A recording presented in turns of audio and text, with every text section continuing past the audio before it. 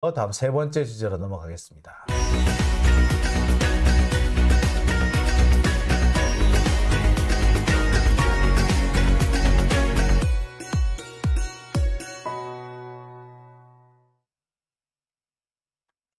네, 이제 세 번째 주제로 넘어왔습니다. 세 번째 주제는요.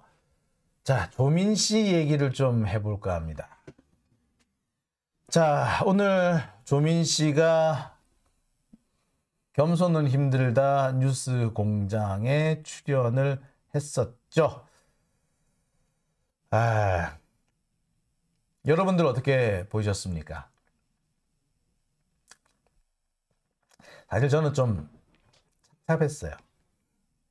이 조민 씨가 이제 너무 좀 의연하다라는 점은 참 다행스럽게 여겨졌었는데, 그리고 참 역시 들은 대로 그 집안에서 제일 강단 있는 사람이구나, 강단 있는 친구구나 라고 그런 생각이 들었기 때문에 한편으로는 좀 믿음직하다라는 생각도 들었는데, 한편으로는 좀 안타깝기도 하고 좀 마음이 좀 슬퍼지기도 했습니다.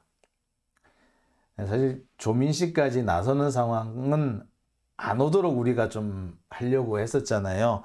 근데 그러지 못했다라는 게 너무 아쉽죠. 좀 안타깝기도 하고 미안하기도 했습니다. 그래서 사실 오늘 이것도 이렇게 그 주제로 하는 것도 이거 해야 되나 말아야 되나 인간적으로 좀 고민은 했었습니다. 특히 어떤 부분이 걱정이 됐느냐면, 이 조민 씨의 경우는 극우 쪽 애들이 너무 괴롭히고 있잖아요. 그래서 또 이렇게 우리가 이렇게 좀 거론을 하면은 극우 쪽 애들이 또 물고 뜯고 덤벼들까봐 사실 그것도 좀 걱정이 되긴 했습니다. 자, 하지만 뭐 지금 현재 조민 씨 같은 경우는 그것까지도 모두 다 감수하고 나선 걸로 보입니다. 오늘 뭐 차분하게 자기 입장을 설명을 했어요. 그리고 향후 의료 봉사 활동을 하겠다라는 얘기도 했습니다. 현재 지금 다니던 병원은 그만뒀다고 하죠. 하도 뭐라 해야 되냐, 이게 괴롭히는 사람이 많다 보니까 조민 씨 혼자만 괴로운 것이 아니라 주변 사람들까지 함께 그런 사람한테까지 폐를 끼치게 되니 그게 좀 미안해서 그만둘 수밖에 없었다, 뭐 그런 취지의 얘기를 했습니다. 아마 강용석하고 김세희 얘네들이 쳐들어가 가지고 이렇게 괴롭히고 했던 뭐 그런 모습 때문에 그러지 않았나라는 생각도 드는데, 지금 현재 조민 씨 같은 경우에는 이 의사 자격증을 두고 지금 재판이 진행되고 있습니다. 경우에 따라서는 그 모든 것들이 다 무위로 돌아갈 수도 있지 않을까라는 생각이 들어요. 하지만 현재 조민 씨는 뭐 현재 뭐 당당합니다. 뭐 까짓 처음부터 다시 하면 되지 뭐. 나 그 정도 충분할 실력 돼 라는 건데요. 이게 말이 쉬워서지 이렇게 참 덤덤하게 얘기할 수 있다는 게 한편으로는 참 장하기도 하고요. 한편으로는 좀 미안하기도 했습니다. 네. 근데 문제는 이 조민 씨가 등장하니까 검찰이 긴장을 하기 시작했다는 겁니다. 생전 검찰이 긴장하는 것을 본 적이 없는데 이번만큼은 검찰도 긴장을 하더라고요. 왜 긴장을 할까요? 지금까지 검찰은요, 조국 장관의 가족을 볼모로 조국 장관 죽이기를 해왔습니다. 조국 장관이 뭔가 저항을 하고 싶어도 가족들이 줄줄이 걸려 있으니까 어떻게 하지 못하고 그냥 속수무책으로 당하는 그런 양상이었거든요. 그런데 자, 어떻게 보자면 볼모로 잡혀 있는 사람이던 조민 씨가 직접 이렇게 나섬으로 인해 가지고 검찰 입장에서는 참 좀 곤란한 입장, 약간 좀 껄끄러운 입장이 됐다라고 볼 수 있을 것 같아요. 볼모였던 조민 씨가 직접 주역으로 참전을 하겠다라고 선언을 해버렸기 때문에 검찰로서는 상당히 입장이 변할 수밖에 없고 경우에 따라서는 예측하지 못한 상황에 처할 수도 있을 것 같아요. 상당히 부담스럽겠죠. 더군다나 이 조민 씨가 여론의 주목을 받으면서 일종의 아이콘으로 이렇게 비춰지게 될 경우에는 검찰로서는 예기치 못한 어떤 위기 국면이라든지 예기치 못한 어떤 상황에 처하게 될 우려도 있습니다. 그래서 현재 검찰은 과연 조민의 등판이 어떤 영향을 미칠 것인가를 두고 여기저기 지금 열심히 전화를 돌리고 있습니다. 그래서 야, 어떻게 생각해? 어떻게 될 것 같아? 그래서 연락해 지금 하고 있더라고요. 참 그런 상황을 보면서 한편으로는 약간 좀 측은하게도 느껴졌습니다. 야, 검찰 참 볼만하다라는 생각도 들고요. 한편으로는 좀 잘하지 그랬어 이런 생각도 들기도 하고요. 참 좀 복잡다단한 생각이 들었습니다. 여하튼 확실한 것은 검찰로서는 지금 상당히 긴장을 하고 있다라는 겁니다. 아마 검찰로서는 긴장을 할 수밖에 없을 거예요. 긴장하는 게 당연하죠. 자, 문제는요. 검찰이 이렇게 긴장을 하는 것까지 하면 어떻게 보자면 당연한 이치일 수도 있겠는데 검사들은 항상 자기들이 긴장하면은 반칙을 쓰는 경우가 있습니다.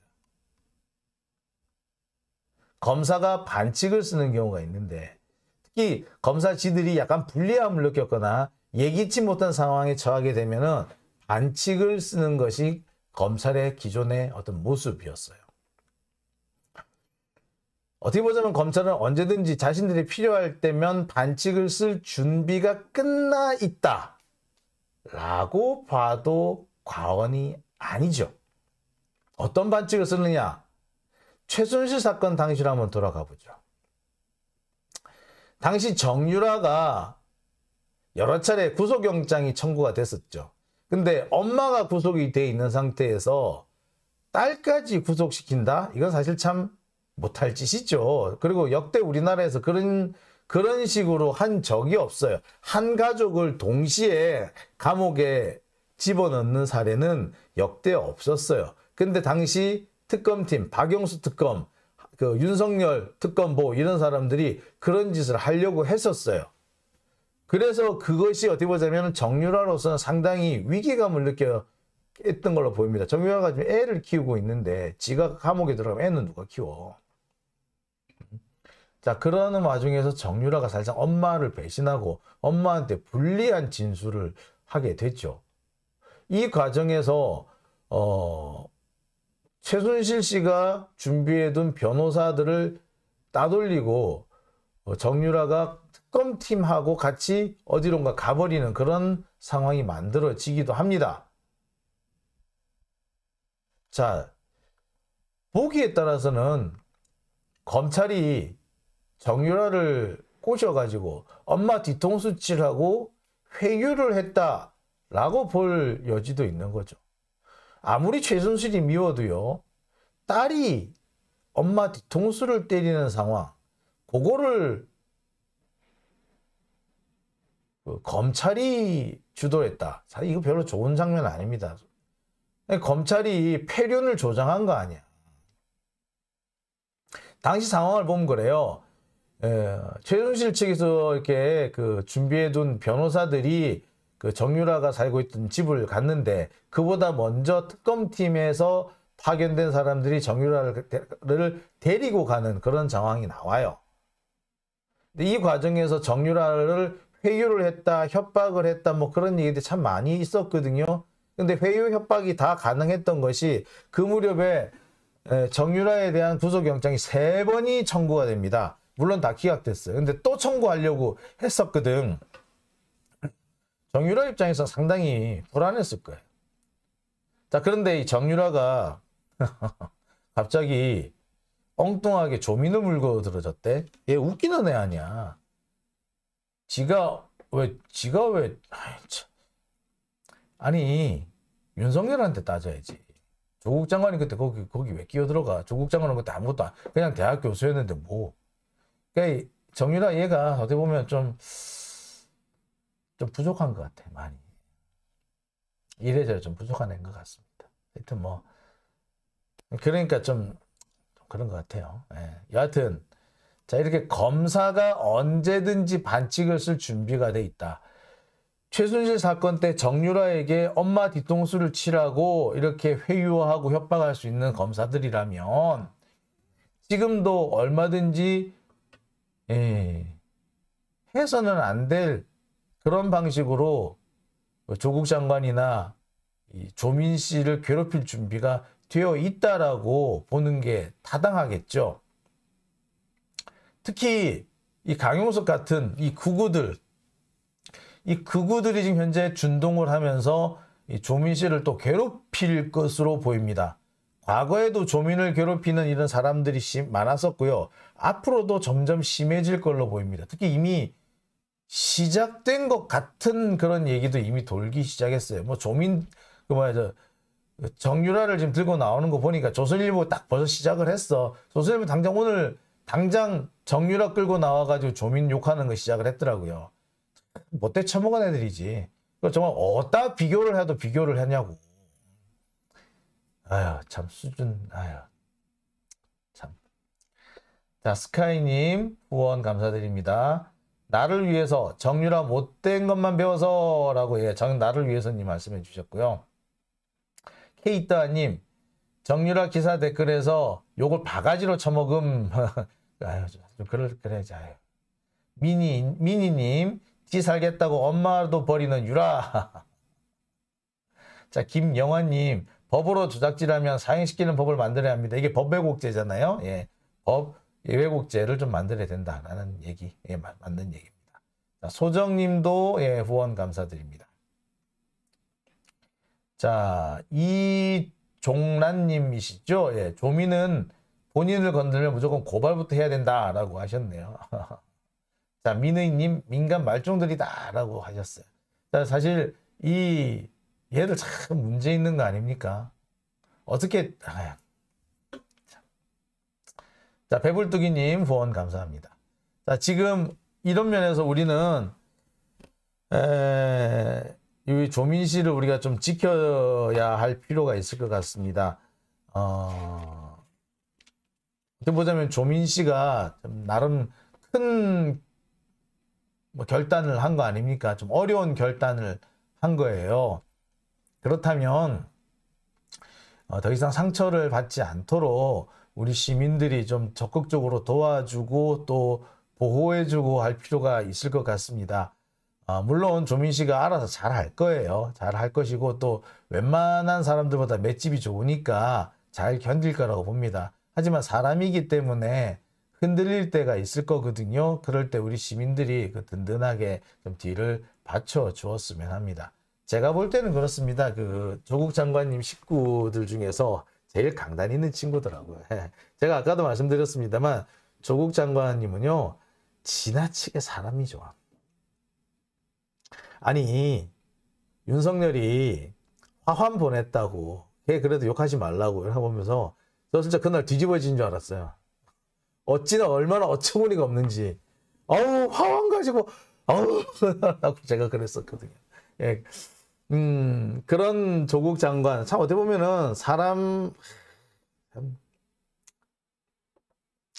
사람 좋은 사람이에요. 예, 그냥 선비예요, 선비. 예.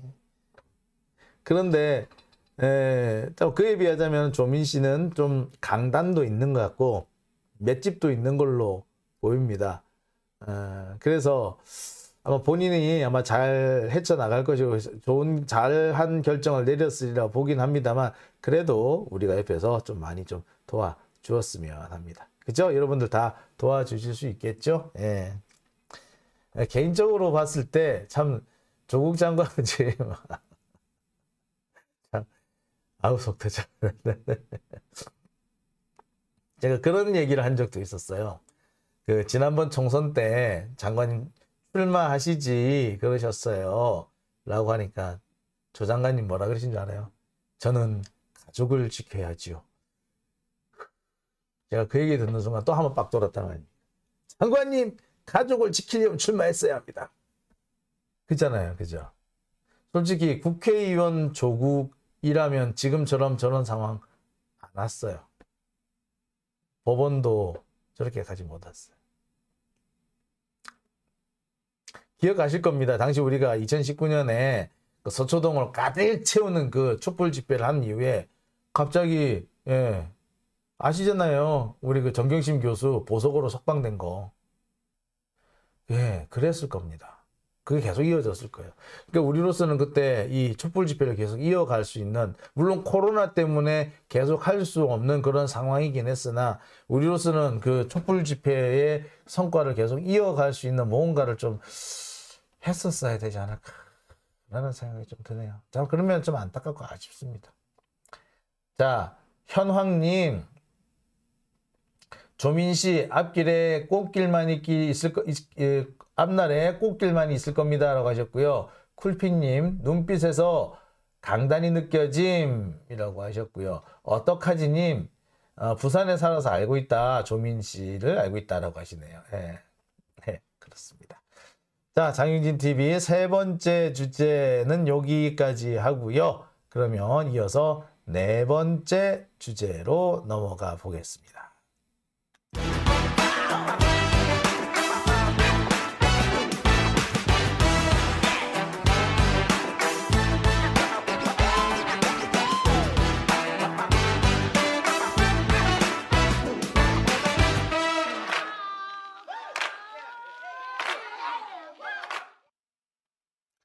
자, 네 번째 주제 들어왔습니다. 네 번째 주제는요. 예, 우리 시청 앞에 지금 분향소가 설치되어 있습니다. 이태원 참사 희생자들을 위한 시청 분향소.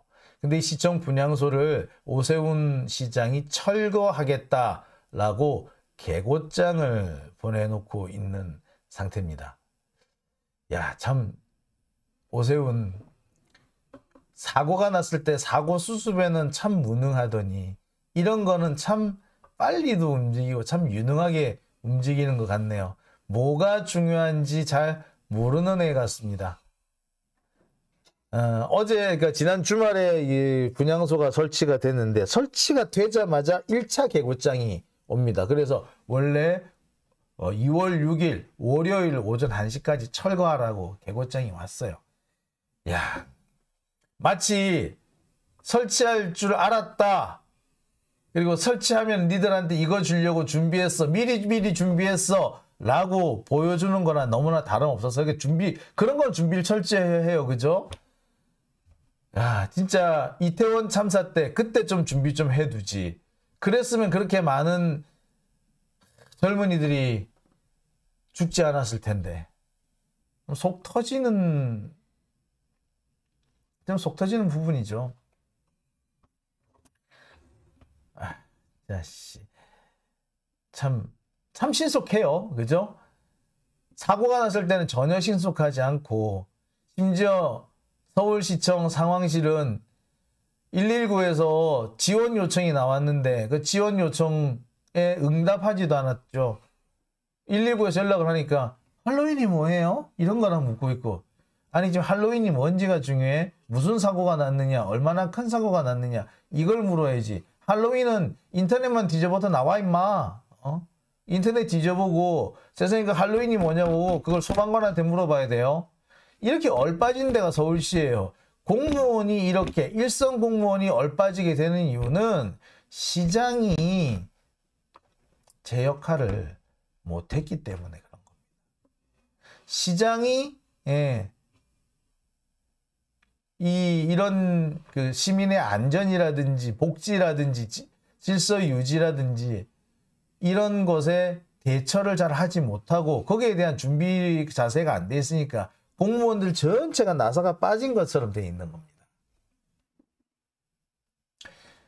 자, 그렇게 무능했던 오세훈이 이 분향소 철거하는 데는 매우 신속하고 매우 유능하게 움직이고 있습니다. 야, 참. 그러니까 지금 오세훈은 그래요. 이 시청 앞에 생긴 분향소가 자기한테 상당히 불리하게 작용할 것 같으니까 더 문제가 생기기 전에 없애버리자라는 생각을 하고 있는 것 같아요. 철거를 했을 때 반발이 클 거라는 것도 알고 있지만 반발쯤은 상관없어. 빨리 철거해 버리는 게 나을 수 있어. 조금 욕을 먹더라도 빨리 철거하는 게 나라고 생각하는지도 모르겠습니다. 그러니까 이렇게 신속하게 철거하겠다고 설치는 거 아니겠어요? 자, 하지만 이 시청 앞에 있는 이태원 참사 이 분향소를 철거할 경우 이거는 제가 장담합니다. 오세훈의 명을 재촉하는 촉매제가 될 것이다 라고 말입니다. 서울시는 오늘 2차 개고장도 마치 던져놓듯이 유족들한테 직접 전달하는 것이 아니라 던져놓듯이 하고 갔는데요. 유족들은 접수를 거부했습니다만 그냥 접수 거부하게 이렇게 땅바닥에 떨어뜨려 놓고 가버렸어요. 참, 이게 기본적인 예의가 안 된 거 아닙니까? 사람이 적어도 죽음 앞에서는 좀 나름 최선의 예의를, 최상의 예의를 갖춰야 되는 거 아닙니까? 그게 우리나라의 참 미풍양속 아닌가요? 아니 전 세계가 다 마찬가지 아닙니까? 적어도 죽음 앞에서는 예의와 격식을 차리고 최선의 그 예우를 다하는 게 그게 인간 세상의 인지상정 아닙니까? 근데 이걸 이렇게 개고장을 보내고 그것도 직접 전달도 아니고 이렇게 툭 던져놓고 간다면 이건 사실 인간이 할 짓은 아닌 것 같아요. 자, 소리별님, 오세훈은 전광훈 교회나 철거하거라에 전광훈 교회는 철거를 못했죠. 장위동인가 거기 있는데 그 주변은 다 철거했는데 그 전광훈이 500억을 요구를 하면서 철거를 안 했잖아요. 결국 근데 500억 줬다 그러더라고. 참 그런 거는 제대로 못하고 이렇게 그러니까 강자한테는 약하고 약자한테는 강한 게 지금 오세훈인 겁니다. 우리가 정치인을 우리 대표로 선정을 하는 이유는 약자 옆에서 약자가 피해를 보지 않도록 누구나 최소한의 행복을 누릴 수 있는 사회를 만들어 달라고 그렇게 우리가 정치인을 뽑는 거잖아요. 근데 강자한테 약한 그런 시장이라 그거는 자격이 없는 겁니다. 여하튼 이 서울시가 8일 날, 그러니까 수요일 날 오후 1시에 이 분향소를 철거하겠다고 예고를 하고 갔습니다. 공교롭게도 이날은 이상민 탄핵 예정일입니다. 제가 생각할 때는 그 본회의가 3시에 열리거든요. 그러니까 오후 1시에 이 진짜로 이 분향소를 철거할 경우에 이상민은 볼 거 없이 나가리 될 겁니다. 그리고 아마 헌법재판소에서도 상당히 참작이 많이 될 거예요. 그리고 헌법재판소에서 돌아오는 거는 빨라야 6개월일 겁니다. 180일 정도 이렇게 할 수 있거든요. 그럼 6개월 동안은 이상민은 그 직무를 수행할 수 없어요. 행안부 차관이 대신해야 되는데 6개월씩이나 장관직을 비워둔다? 사실 윤석열한테도 큰 부담이죠. 아마 그 중간에 장관이 교체되지 않을까라는 생각도 좀 듭니다. 여하튼 오는 8일 집행 예고가 되어 있는 상태입니다. 뭐 하여튼 보자고요. 어떻게 되는지. 김재강님, 상민아 집에 가자. 베리님, 직무정지. 맞습니다. 자, 8일날 탄핵 소추가 의결이 되면 이상민은 그 순간부터 직무정지 상태에 들어갑니다. 아마 이게 이상민뿐만 아니라 다른 장관들, 특히 한동훈한테도 상당히 경고가 될 겁니다. 지금까지 함부로 나부됐는데 그렇게 함부로 나부되다가는 탄핵을 당할 수도 있다는 거 알게 될 거예요. 자, 어쨌거나 서울시는 이 시청 앞 분향소를 철거하겠다라고 했습니다. 이 죽음 앞에서는 적어도 최소한의 예의를 좀 다해야 되는데 정말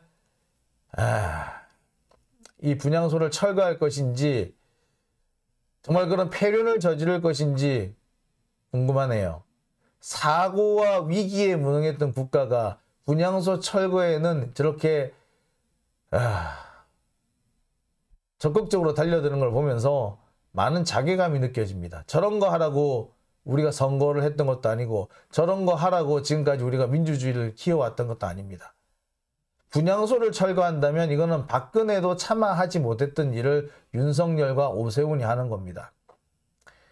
이건 우리 역사상 보기 힘든 폐륜입니다.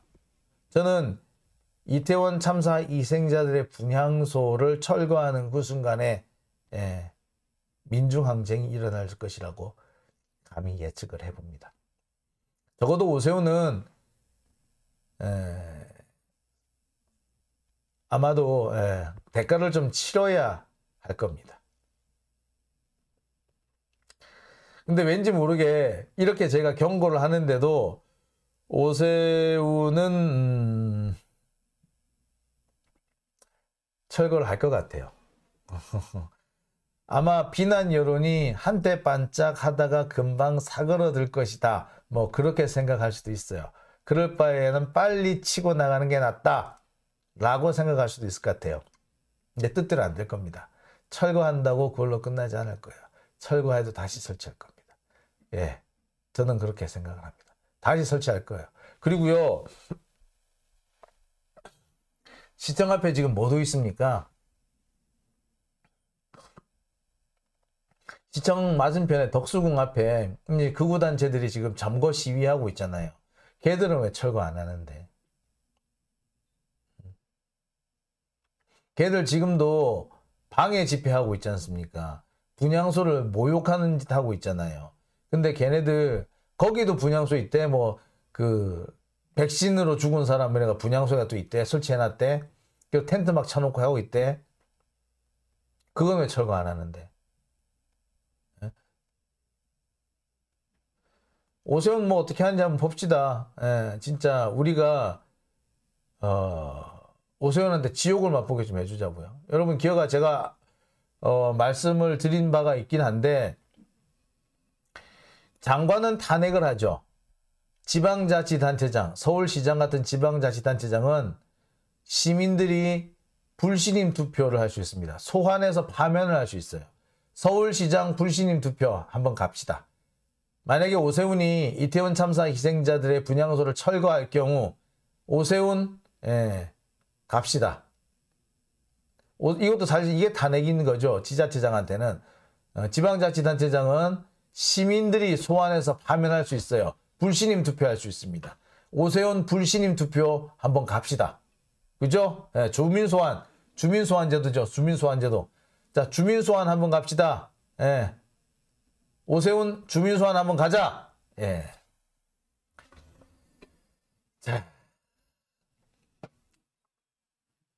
자, 장윤지TV 오늘은 여기까지만 하겠습니다.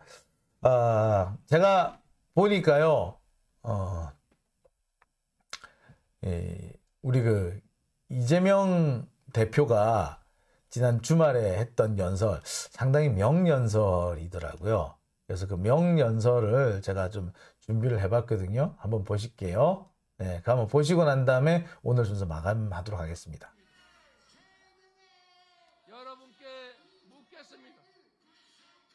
윤석열 정권 출범 9개월이 지난 지금 우리 사회는 과연 단 한 발짝이라도 앞으로 나아갔습니까?